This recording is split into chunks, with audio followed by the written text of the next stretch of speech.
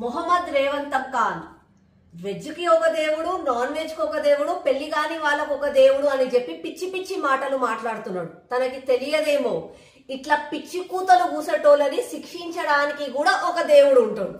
సమయం వాళ్ళకి కూడా వస్తుంది.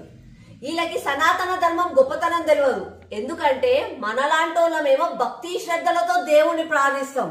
కానీ వీళ్ళు ఏం చేస్తారు? పెయిడ్ ఆర్టిస్టులు వీళ్ళు కమిషన్లతోటి డబ్బులతోటి ఇటలీ అమ్మని, రాహుల్ ఖాన్ ని, ఎంఐఎంఓలని పూజించుకుంటూ వాళ్ళకి మస్కా కొడుతుంటారు. వీళ్ళకి ధర్మం గొప్పతనం ఏందో తెలియదు. ఈ యూపీఏ, కాంగ్రెస్, సోకాల్డ్ సూడో సెక్యులర్లు, ఈ లిబరల్లు ఇట్లాంటి వాళ్ళకి అందరికి ఏమైతుంది? రాముడు నిజంగా కూడా ఉన్నాడా? రాముడు అంటే కల్పితము, రామసేతు లేదు, అసలు దేవుడు అనేటోళ్లే లేరు అని చెప్పి ఎన్నో రోజుల నుంచి ప్రచారం చేస్తూనే ఉన్నారు. మన పండుగలు జరుపుకుంటేనేమో ప్రకృతి కాలుష్యం అయిపోతుంది అని అంటారు. మన పద్ధతులేమో వాళ్ళకి మూఢనమ్మకాలు, మన సాంప్రదాయం ఏమో ఓల్డ్ ఫ్యాషన్. ఇట్లా అన్ని ప్రచారాలు చేస్తూనే ఉన్నారు. మన కుటుంబ వ్యవస్థని విచ్ఛిన్నం చేసిండ్రు. మన ధర్మాన్ని కూడా లేకుండా చేయాలని చెప్పి ఈ మూర్ఖులు అనుకుంటున్నారు. మళ్ళీ ఈ మూర్ఖులకి మన సనాతన ధర్మం, మన దేవుళ్ళు దేవతలే కనిపిస్తారు. వీళ్ళకి ముస్లింల గురించి, క్రిస్టియన్ల గురించి మాట్లాడడానికి నోరు కూడా రాదు. ఎందుకు అని అంటే అక్కడ శిక్షలు బాగా పడతాయి.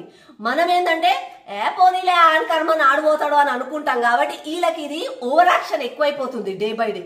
ఇంకొకటి ఇలా మెయిన్ ఎజెండా ఏంది? మన ధర్మం లేకుండా చేయాలి.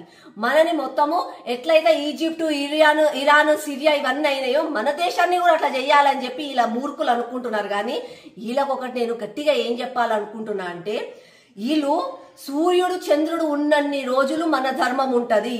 మన ధర్మం ఎల్లప్పటికీ కలకాలంగా ఉంటది. ఇట్లాంటి వాళ్ళు వస్తారు పోతారు, పాసింగ్ క్లౌడ్స్ లాగా. కానీ మన ధర్మం శాశ్వతం.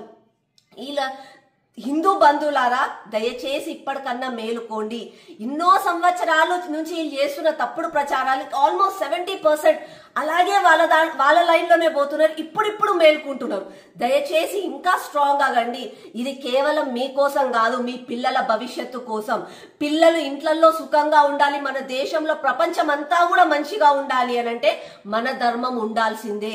మన ధర్మం లేని రోజు ప్రపంచం అంతా అల్లకల్లోలం అయిపోతుంది.